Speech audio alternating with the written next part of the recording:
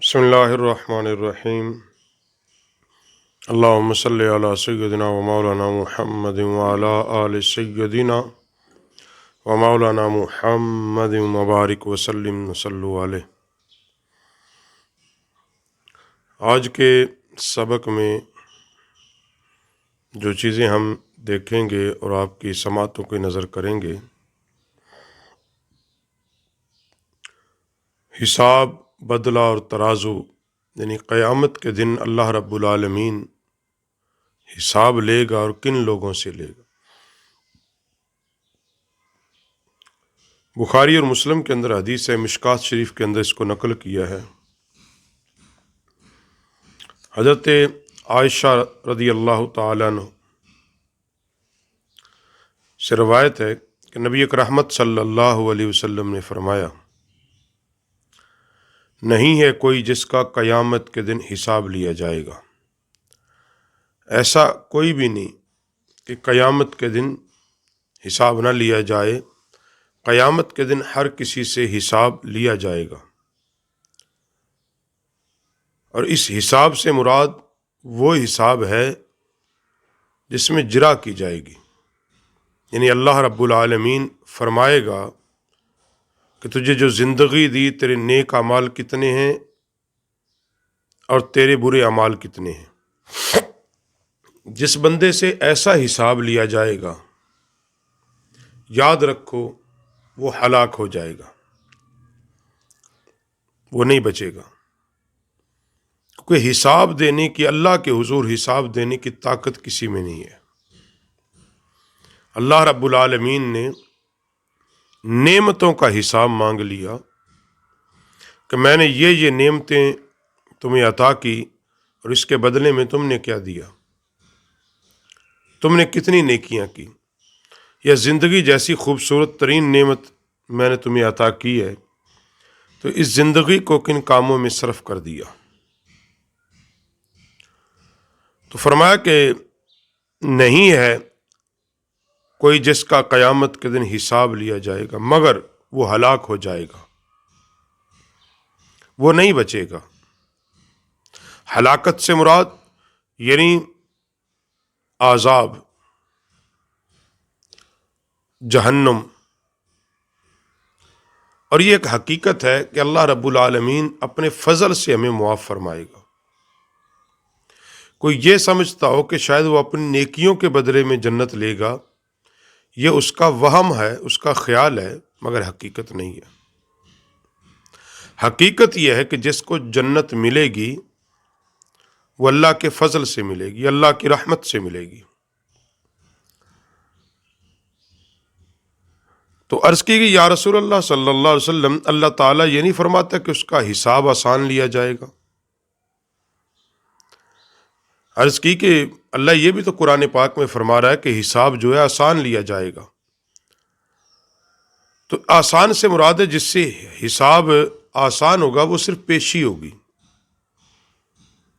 जैसे हदीस पाक में है कि अल्लाह के नबी अलैहिस्सलाम ने फरमाया, वो तो सिर्फ पेशी होगी, लेकिन जिससे हिसाब में जरा कर ली गई वो हलाक हो गया।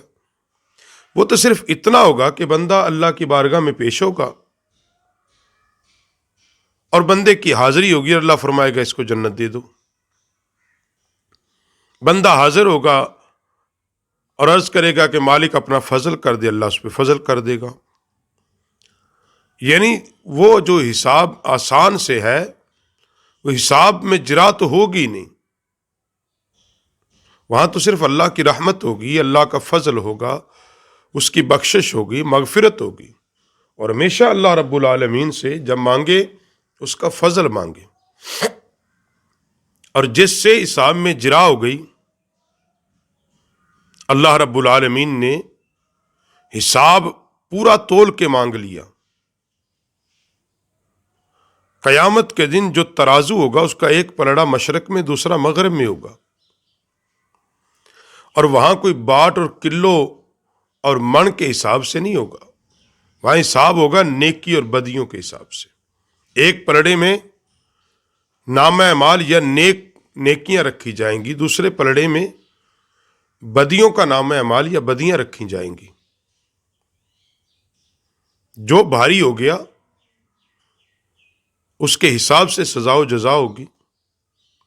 مگر کچھ لوگوں کو نام اعمال کیونکہ نور ہوں گے، وہ نیکیوں والا پلڑا ہمیشہ اوپر اٹھ جائے گا، کیونکہ نور اوپر کو اٹھتا ہے۔ تو اس حدیث پاک کے اندر جو چیز بیان کی ہے وہ یہ کہ حضور صلی اللہ علیہ وسلم نے فرمایا کہ قیامت کے دن حساب لیا جائے گا مگر وہ ہلاک ہو جائے گا۔ عرض کی یا رسول اللہ، اللہ تو فرماتا ہے وہ بڑا آسان ہوگا۔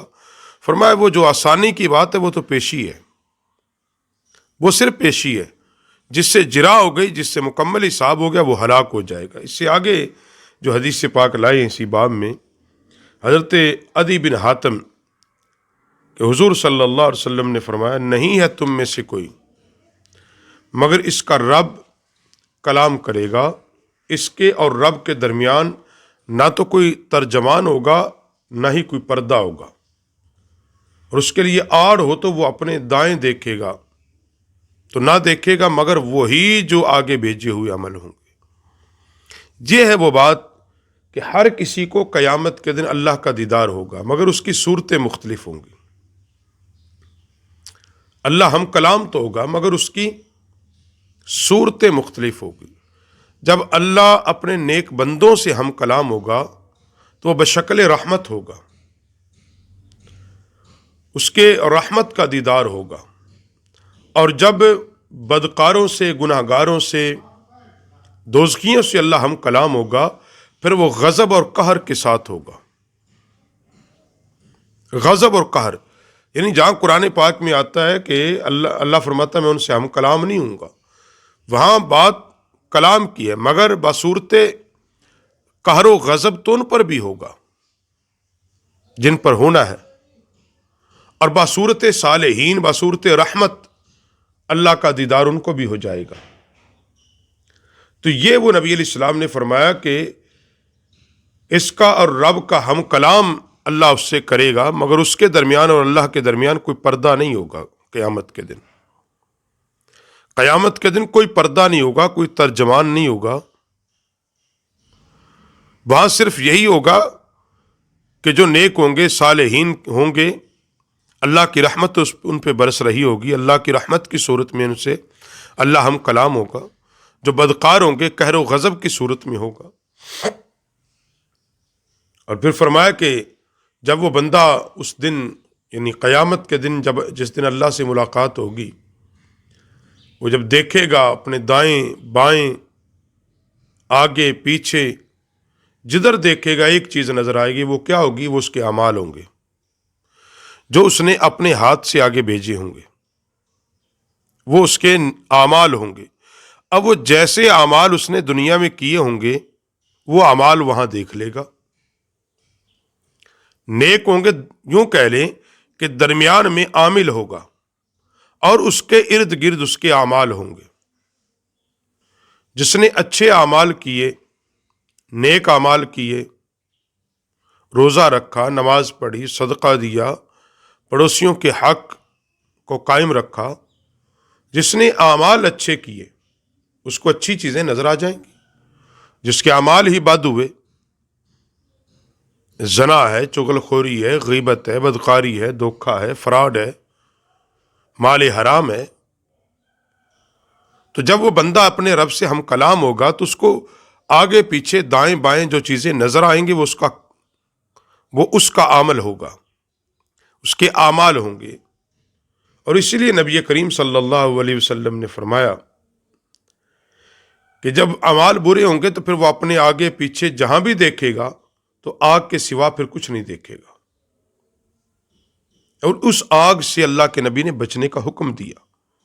کیسے دیا؟ فرمایا اگرچہ کھجور کی ایک کاش بھی صدقہ کرنی پڑے وہ صدقہ کرو، کیونکہ صدقہ جہنم کی آگ کو بجھاتا ہے۔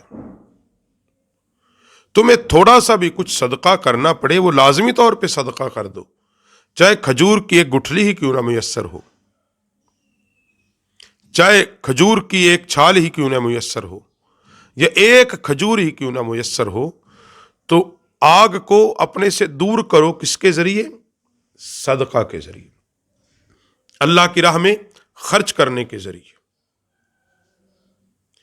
تو ان دو احادیث کا خلاصہ کلام جو آج نکلا وہ یہ ہے کہ قیامت کے دن جو حساب کتاب ہوگا وہ برحق ہے، اور وہاں انسان کے پاس انسان جس چیز کو دیکھے گا، اللہ کا دیدار جو نصیب ہوگا، وہ اس کے عمل کی بدولت ہے۔ جیسے اس کے اعمال ہوں گے وہ اپنے اعمال کو دائیں بائیں دیکھے گا۔ اگر اعمال برے ہیں پھر آگ دیکھے گا، اللہ کا قہر دیکھے گا، اللہ کا غضب دیکھے گا۔ اعمال نیک ہیں، اعمال صالح ہیں، اعمال اچھے ہیں، وہاں اللہ کی رحمت ہوگی، اس کا دیدار ہوگا، اس کا فضل ہوگا، اس کا کرم ہوگا، اس کی رحمت ہوگی۔